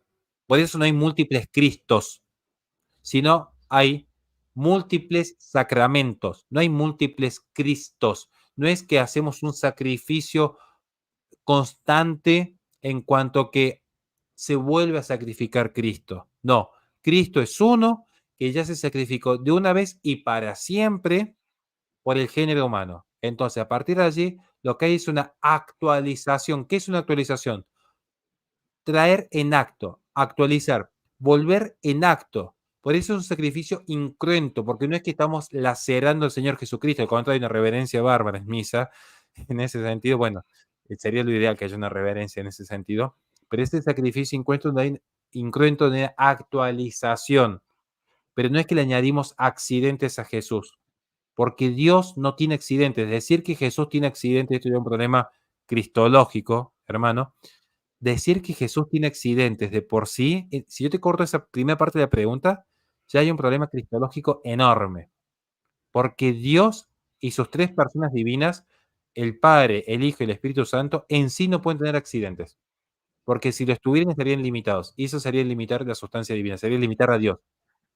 No sé si me doy a entender, no sé, Miquel, si me quieres corregir en algo. No, no, está todo perfecto. De hecho, me parece que tú un poco hiciste, digamos, alusión, ¿no? A esto. A mí también me gusta usarlo como ejemplo análogo para quizás poderlo graficar un poco, ¿no? El cómo Dios está presente en nosotros. O sea, nosotros, en el momento en el que nos hacemos cristianos, nosotros en el momento en el que nos convertimos en hijos de Dios, ¿no? En ese momento la Biblia es clara, la tradición también unánime en esto. La Trinidad viene a ser morada en nosotros. Ahora, esta morada que hace en nosotros, número uno, es, digamos, y ya está. O sea, no, no es que depende de si alguien necesariamente lo cree o no lo cree. O sea, hay ciertas cosas que van más allá de esto, ¿no? O sea, luego a lo mejor los efectos pueden no realizarse porque para que ciertos efectos se realicen, a veces sí tienen que estar acompañados de la creencia de la persona, ¿no? Del acto de fe. Eso sí. Pero una cosa es la operación y otra cosa es el ser, como decimos todas las veces. Ahora, en el momento en el que una persona se convierte en hijo de Dios, en ese momento la Trinidad, el Padre, el Hijo, el Espíritu Santo vienen a ser morada en él, con él, por lo tanto, se convierte en templo de Dios. Entonces, hay una presencia de Dios en el cristiano, en aquel que es hijo de Dios. Ahora, esa presencia obviamente no es la misma que se da en la Eucaristía, ¿ok? Por eso que dije, esto es un ejemplo análogo que nos permite más o menos poderlo quizás graficar un poco más, porque el hecho de que, digamos, tengamos comunión, este tipo de comunión con Dios en el momento en el que nos convertimos en sus hijos, es algo que creo que todos los cristianos, independientemente del tipo de tradición a la que suscriban, todo cristiano reconoce, ¿no? Todos dicen, ah, bueno, pero es que, por ejemplo, el Espíritu Santo vive en mí, soy templo de Dios, etcétera, etcétera, porque, o sea, la Biblia en esto es recontra que explícita, ¿no? Y la Biblia es aquello que tenemos en común todos los cristianos. Bien, ahora, no es, por lo tanto, como decía, el mismo modo de presencia real, pero sigue siendo presencia real de Dios en nosotros. Ahora, que nosotros no la podamos experimentar por los sentidos, pues no implica que tal presencia no esté. Ahora, análogamente, se da una presencia real, no física, porque en nosotros tampoco es una presencia física del Hijo de Dios, pero es una presencia sí real. La presencia real, por decirlo de algún modo, quizás para poder entender un poco, digamos, estas distinciones que estamos haciendo, la presencia real sería el género y la presencia física sería, digamos, la especie, ¿no? Por decirlo de algún modo, para que se pueda más o menos entender. Entonces, en la Eucaristía tenemos también una presencia real de Cristo, aunque no al mismo modo en la que se da en nosotros. Y el hecho de que nosotros no podamos experimentarla por medio de los sentidos, su substancia en la Eucaristía, no implica que no haya tal presencia real. Es por eso que pues esto es algo que nosotros, que es un misterio de fe y es algo que pues, tiene que ser, digamos, aceptado, reconocido por la fe. No es algo que podamos experimentar así. A veces el Señor, como tú decías, quizás quiere, digamos, manifestarse en ciertos modos, ¿no? Y pues no sé, a lo mejor podrá pasar que alguien en la Eucaristía pueda experimentar un fenómeno, ¿no? Así sobrenatural, pero pues, normalmente, comúnmente, ¿no? Habitualmente la gente no experimenta nada a nivel físico. Ahora, pero sí lo experimenta a nivel espiritual, porque en el espíritu es donde se percibe tal presencia de Dios. De hecho, ¿qué es la Eucaristía sino un milagro? Y los milagros, ¿qué son? Pues los milagros, hay diferentes modos, ¿no? Múltiples modos de definir el concepto milagro, ¿no? Pero más o menos de modo subyacente, todos estos modos de definir este tal concepto implican, digamos, un actuar extraordinario por parte de Dios en virtud del cual, quiero decir, por medio del cual se quiere obtener, se quiere llegar a un fin específico. Dios quiere llegar a un fin específico, quiere que se cumpla, que se realice algo. Y esto lo hace por medio de una alteración de la realidad. Tal alteración puede implicar añadidura, no sé, como por ejemplo el devolverle la vista a un ciego, o puede implicar cierto tipo de privación, como por ejemplo en el caso de Sadrach, Mesach y Abednego, ¿no? Estos tres amigos de Daniel, del profeta Daniel, que pues son tirados, son echados a ese horno, y ahí ellos se ven privados del calor que debería, digamos, en circunstancias comunes, normales, debería haberles obviamente quemados vivos, ¿no? Y los tres tipos deberían haber muerto, pero ellos, en cambio, no se ven afectados por esto, y por lo tanto, digamos que experimentan esta alteración en un sentido, digamos, de privación del efecto del calor sobre sus propios cuerpos. Entonces, esto es lo que termina siendo un milagro. Este obra por parte de Dios. Ahora bien, este tipo de obrar, estas operaciones de Dios, pueden ser percibidas por nosotros en dos modos. El primero, en modo físico, y la segunda, en un modo espiritual. El modo físico es aquel que nosotros precisamente experimentamos por medio de nuestros 5 sentidos externos o 4 sentidos internos, mientras que en cambio el modo que percibimos espiritualmente, precisamente lo percibimos en nuestro espíritu. Entonces, por medio de los sentidos, no, pero por medio de, por ejemplo, el intelecto, sí. Y ahí es donde nosotros conocemos a Dios, así es como nosotros realmente tenemos una relación con Dios, no por medio de los sentidos, porque no sé con todos los demás, pero a mi entender, ni contigo ni conmigo, Dios se ha, digamos, materializado, ¿no? Entre comillas, y se ha sentado, por ejemplo, a tomar un mate contigo y un café conmigo, sino que por medio del intelecto es como Dios va teniendo una relación con nosotros. Luego hay cosas que, por ejemplo, nosotros, por ejemplo, leyendo, no sé, la Biblia, conociendo la tradición, todas estas cosas, sabemos cosas de Dios, ¿no? Entonces, pero así es como nosotros conocemos ciertas cosas de Dios. Sin embargo, es por medio del intelecto como nosotros tenemos una relación con Dios. Y ahí es donde se hace perceptible este milagro que se da en la Eucaristía por medio de la transubstanciación, que es, como decía, más o menos análogo al modo, ¿no? de presencia real que Dios tiene en el vivir con nosotros, ¿no? Perdón, en nosotros. Entonces, ahí yo creo que tenemos un paralelo interesante que podría tener en cuenta aquella persona que quiere levantar esta objeción, ¿no? Bueno, porque quiere identificar presencia real con presencia física, bueno, pero entonces, ¿qué hacemos en este caso, ¿no? En el caso en el que, pues, el Hijo de Dios, pues, tiene esta comunión, tiene comunión con una relación con su Padre, tiene una relación con Dios. Ese tipo de relación no es física, sino que es en realidad espiritual. Perdón que me extendí mucho, profe.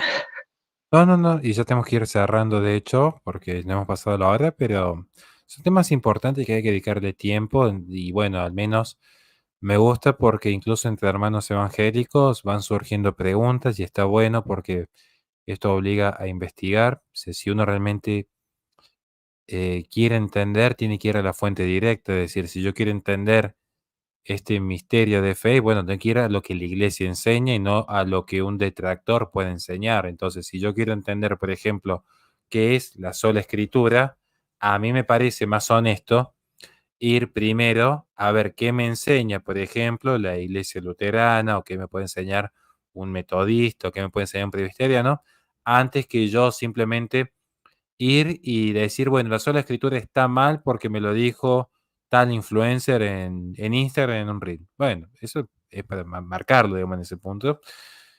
Pues son temas complejos. Ya para ir cerrando, agradezco a todos que se han manejado con un debido respeto. Eso me gusta. Estamos intentando cambiar algo las cosas en este mundo. Em, Hay una pregunta que hace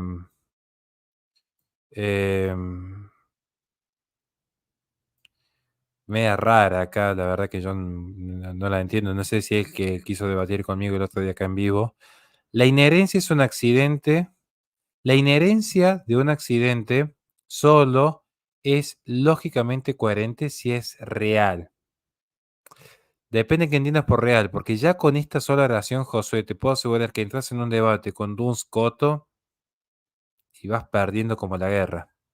Porque Duns Scoto, por ejemplo, te diría que los accidentes, la materia, las perfecciones, tienen existencias por sí mismas. Algo contrario a lo que puede sostener, por ejemplo, un tomista.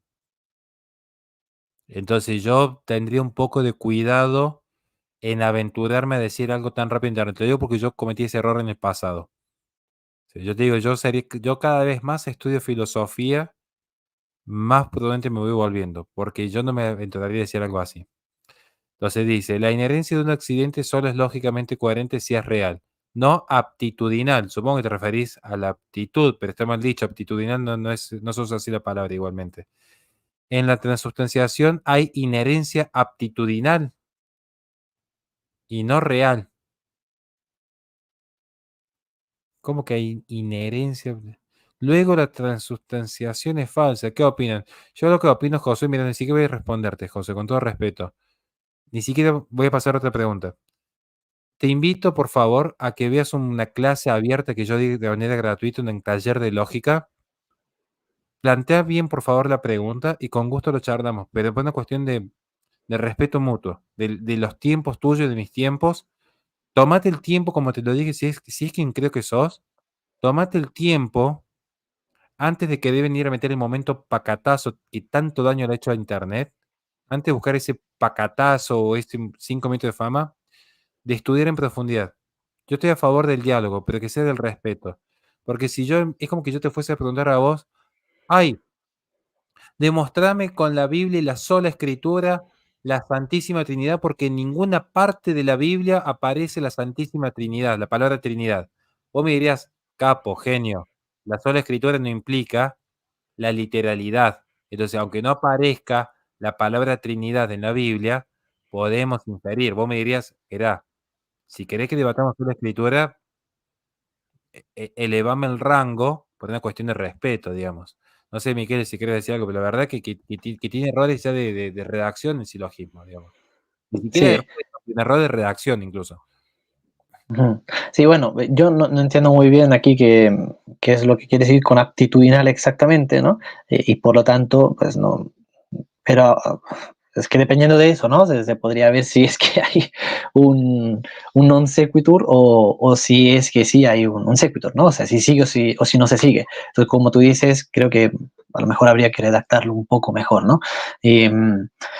Pero más allá de eso, yo quiero decir que yo a él lo conozco. Él se llama José Cárdenas, es un apologista protestante. Si mal no recuerdo, podría equivocarme, pero si mal no recuerdo es presbiteriano. Y lo digo porque en un opúsculo que yo escribí hace unos meses, bueno, ese que te pasé también a ti, ¿no? No sé si te acuerdas, sobre la transubstanciación, pues precisamente yo ahí lo que hago en ese opúsculo es tratar la parte filosófica de la transubstanciación, principalmente me enfoco en esa, tomando, digamos, como puntos de referencias de los que luego voy tomando las objeciones y trato de resolverlas y explicar un poco esta gran doctrina. Y precisamente pues tomo como puntos de referencias digamos, tres debates, diálogos, y uno de estos diálogos, el último precisamente, lo mantuvo José Cárdenas con, ¿cómo es que se llama este apologista de, ¿cómo es? Católicos por convicción, si mal no recuerdo, ¿no? Richbel Meléndez. de Chubel Meléndez, que mantenido un diálogo y pues nada, bueno, lo he tomado de ahí y he ido entonces viendo un poco cuáles eran las objeciones que él planteó y todo. Bueno, no sé si lo habrá leído o no, porque yo se lo pasé a él, le pasé el link para que lo pudiera leer, pero bueno, estas, o sea, al menos veo que sigue manteniendo la misma postura, pero su postura con respecto a la falsedad de la transubstanciación, o sea, yo, al menos en ese opúsculo, yo creo que queda, si es que él no ha cambiado digamos, de argumentos, si es que sigue manteniendo sus mismos argumentos, sus argumentos han sido todos refutados. Pues si alguien tuviera, no Sí. sé, curiosidad, pues si quiere lo puede encontrar en mi perfil del sitio web de academia.edu, ¿no? Ahí pone mi nombre, Michele Marincolo, y ahí les aparece este opúsculo, se llama Sobre la transubstanciación, y ahí lo van a encontrar. Pásamelo si querés después y yo te lo comparto en la comunidad para si a alguien le interesa lo puedo leer. Pero digo porque yo el otro día tuve una conversación con este señor y yo le decía, pero a ver, ¿vos venís a debatir o a preguntar? Porque si yo vengo a preguntar qué es, por ejemplo, la sola escritura y él me dice, mira, la sola escritura está respondida acá, bueno, entonces, si yo quiero saber y me están dando respuesta, voy y lo leo. Ahora, si yo quiero aparentar que quiero aprender, pero me están diciendo la respuesta la tenés acá, puede que no te guste la respuesta, creo que es más honesto, antes que hacer como dice el señor, de presentarse, hacer preguntas, decir, mira, quiero entrar a debatir de lleno con vos. Bueno, nos ponemos los dos los tapones de punta. Pero lo que no me gusta es esa falsa honestidad o esa actitud de te quiero hacer una pregunta trampa. Y no, no, o sea, decir, mira, quiero debatir con vos. Yo no creo en esto, para mí ustedes son unos herejes que están adorando un pedazo de pan, están adorando una criatura. Eso es idolatría. Creo que es más honesto que disfrazar la postura cuando ya tiene la respuesta. Y si tiene la respuesta y vuelve a preguntar lo mismo porque no le interesó la respuesta, ni siquiera leerla, vuelve. Entonces no le interesa conocernos a los católicos. Entonces yo empiezo a creer que ya hay un rechazo directo a nuestra fe. Y está bien, o sea, cada uno es libre de creer. Pero lo que digo es, tomémonos la molestia de escuchar. Yo me tomo mucho molestia de aprender. No lo digo con falsa modestia. Yo realmente me siento con lápiz y papel y tengo mi cuaderno acá al lado, de hecho. A ver, ¿qué dice Carlos Veloz? ¿Qué dice tal pastor? ¿Qué dice Eduardo Gutiérrez? Hay cosas en las que puedo coincidir de una forma, pero yo no puedo edificar un argumento desde la ignorancia o de lo que yo creo que dicen. Primero tengo que ver qué dicen ellos, cómo lo definen, qué defiende el evangélico. Tengo que leer a Lutero, tengo que leer a Calvino. Yo no puedo decir Calvino dijo esto porque lo leí en un libro de un crítico de Calvino. Tengo que ir a la fuente, que es lo que yo hago con mis clases de filosofía. Yo no digo Marx está errado. Yo tengo que enseñar a Marx y me pongo en el papel de marxista porque es la forma en la que nosotros tratamos de enseñar. Digo yo por mi caso. Ya para ir lleno, ya voy a saludar a la gente de los superchats. Nos dice Alberto Castillo, esta es una pregunta bastante interesante, de hecho, que tiene que ver con el tema. Dios, al momento de encarnarse, tomó accidentes que antes no tenía. Cuidado, querido Alberto, porque insisto, este es el problema. Yo sé que soy insistente con el tema de la responsabilidad con las palabras, pero Dios no puede tomar accidentes. Cuando Dios se encarna, es el verdadero hombre de Jesucristo quien en sí tiene el accidente, pero no Dios. Entonces acá hay un problema que a veces se confunde lo que es Dios o la naturaleza divina o el ser a lo que es el logos, el verbo, la palabra que se encarna. Y en ese sentido, es muy buena la pregunta porque yo se le hice a un sacerdote, el padre Christian Ledegeber, de hecho. ¿Cómo podríamos compaginarlo con que Dios es inmutable? Yo entiendo la pregunta. Es que ese es el tema. Dios nunca cambió. Dios no muta. No hay un cambio en Dios, no hay una actualización, no hay un paso de la potencia al acto.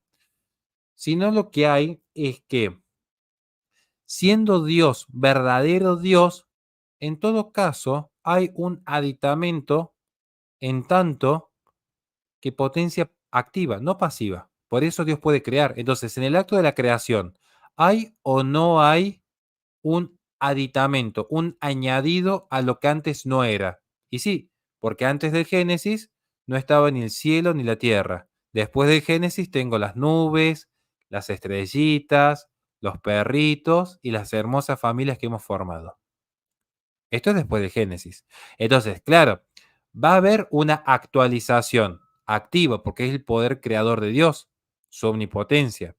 Pero no hay mutación en Dios. Por eso es importante entender qué es Dios y qué son las personas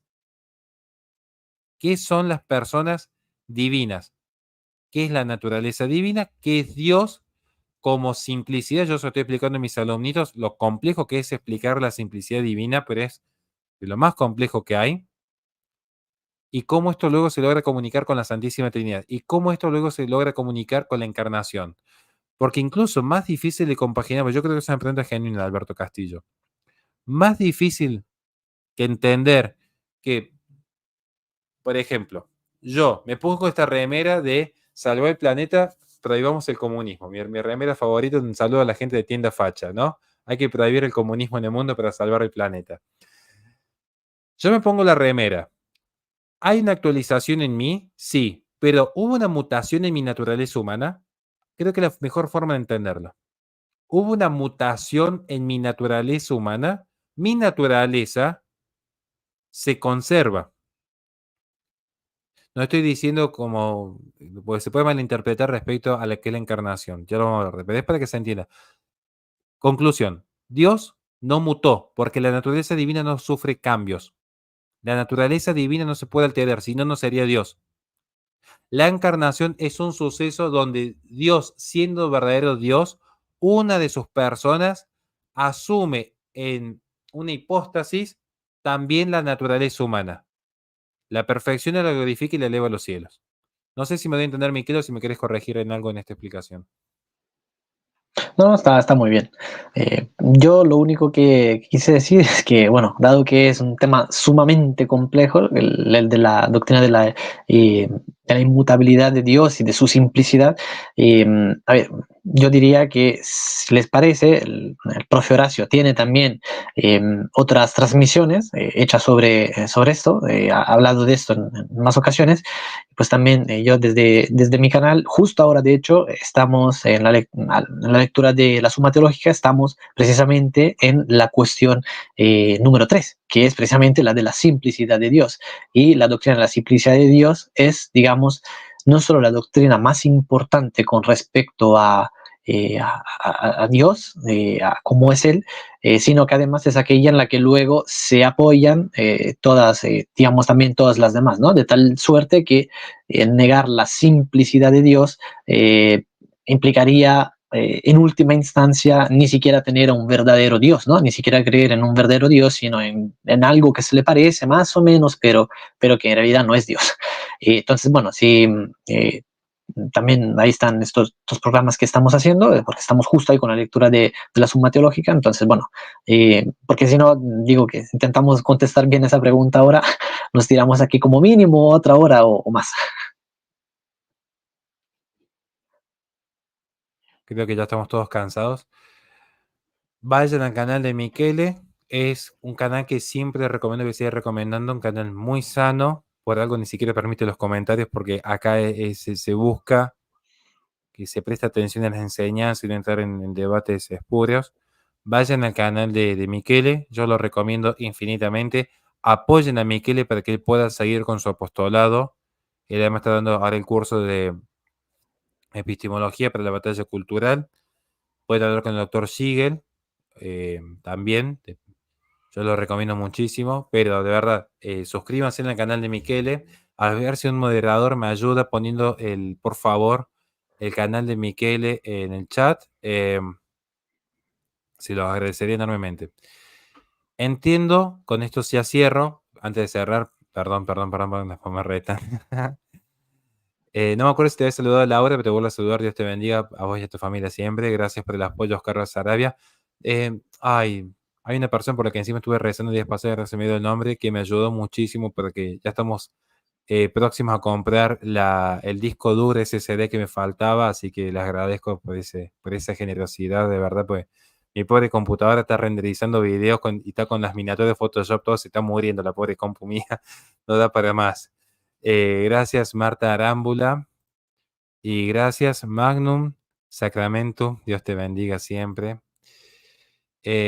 Gracias, Dawn. Sos todo lo que está bien, amigo. Dios te bendiga mucho, hermano. Gente, vayan al canal de Michele, por favor. De verdad, se los pido, 150 conectados, que subo 150 suscriptores hoy día. Y los que lo pueden ver después también, ¿no? Digamos, esto lo voy a dejar. Última aclaración. Este vivo yo lo voy a dejar después que Michele me avise, solamente para miembros. ¿Por qué? Porque si alguien lo quiere ver, prefiero que vayan al canal de Michele. Por eso lo voy a dejar solamente para miembros, para que vayan después al canal de Michele y así hacemos que se muevan los algoritmos y que esto permita que el canal de Michele crezca y llegue más. Por eso van a ver que yo a veces cuando él viene a este canal, yo después dejo el video o en privado o solo para miembros. La idea es que justamente si lo quieren ver, repasar, escuchar de vuelta, lo puedan ver en su canal. De verdad a mí me encantaría que el canal de él crezca y que más gente pueda conocer no solo lo inteligente que es, sino la muy buena persona que es. Por cierto, y con esto nos vamos. Gracias a los hermanos evangélicos, porque yo entiendo que son temas súper discutibles, son temas súper complejos, y estamos tratando de a poco de que cada uno pueda exponer lo que cree y defender lo que cree de la fe sin la necesidad de controversia, sino buscando verdaderamente a Cristo, que es lo que creo que todos buscamos. Entonces, gracias a los que no siendo católicos hoy se conectaron y desde el respeto y la buena fe nos escucharon, hicieron sus preguntas, intercambiamos. Hubo preguntas muy buenas. Ya vamos a abordar otros temas que, por ejemplo, qué sucede cuando Cristo consagra el pan delante de los apóstoles. Y bueno, eso tiene una respuesta, pero lo vamos a dejar para más adelante cuando el padre Christian Ledegeber nos pueda acompañar, porque eso tiene una respuesta también. La iglesia ya la dio, o sea, si la quiere la buscan ustedes, si no, esperen a que venga el padre Christian. Si no, la pueden buscar ustedes, pero tiene una respuesta. Pero viene esta relación de la presencia sacramental. Miquel, ¿nos querés dejar algún mensaje final, algún mensaje, lo que quieras, y nos vamos? Bueno, para empezar, muchísimas gracias de verdad por tu amabilidad, por tu bondad.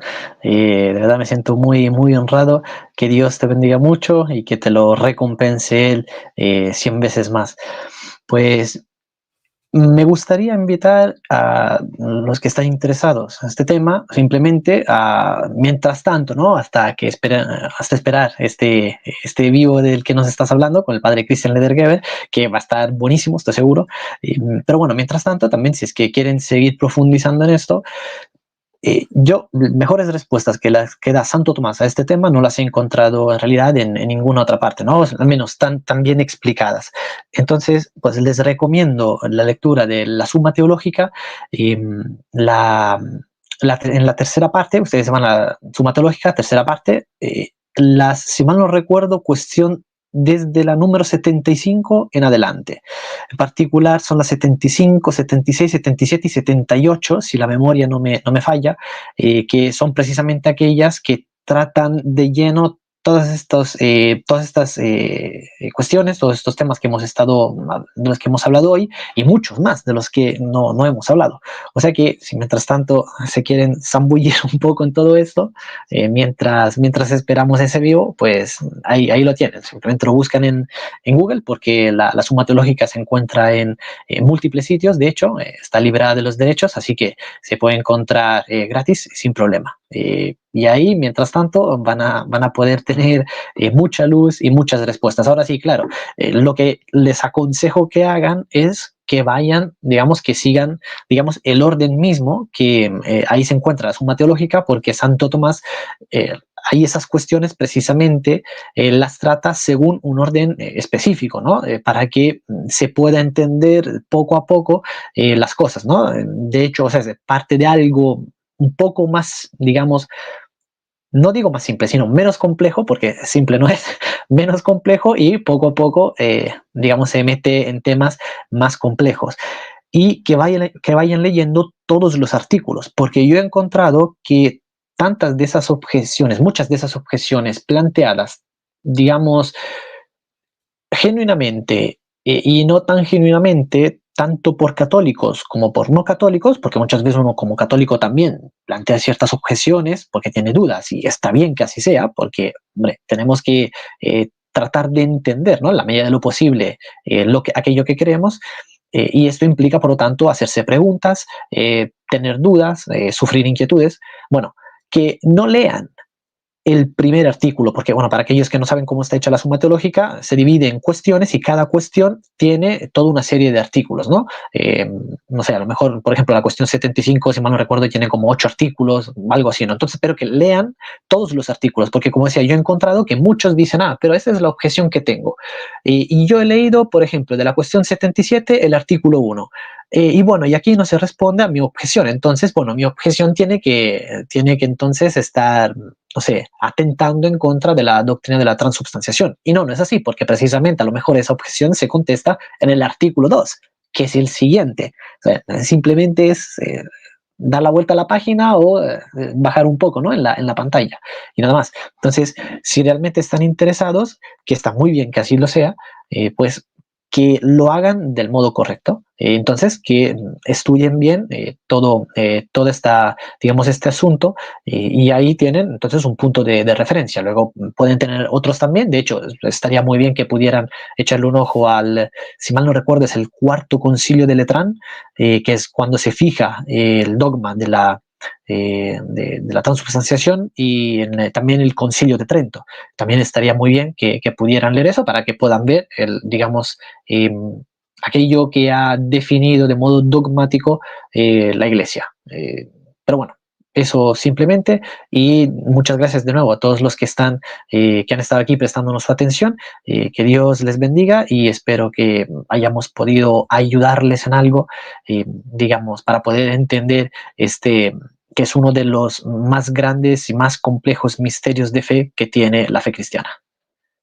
Esperemos contar con tu presencia nuevamente, Michele. Acá Negardos, que no sé si está consumiendo alguna sustancia rara, no nos dejo un numerito, pero bueno, no sé, Ale querido, qué pasó, pero ya me conecto, dame un segundo. A todos, gracias, Dios les bendiga, nos estamos viendo. Último mensaje rápido, no sé si voy a ser vivo este fin de semana, porque estoy con muchos problemas de trabajo, estoy muy atrasado, tengo que corregir los exámenes, tengo 20.000 cosas. Lo único que sí me comprometo que este fin de semana en mi Patreon voy a subir la 7ª clase de filosofía del arte, algo que es exclusivamente para Patreon, y la 3ª clase de introducción a la filosofía cristiana según Entin Gilson. Entonces, estas 2 clases de mi Patreon las voy a subir eh, este fin de. Es mi CEO. Sí, está en la descripción. Gracias. Qué grande. Ve, el Ale que me salva el día. Es él, lo que yo decía, él me dijo, ahora si te hace falta algo, SSD. Yo le dije, ¿cuánto sale? Me dice $100.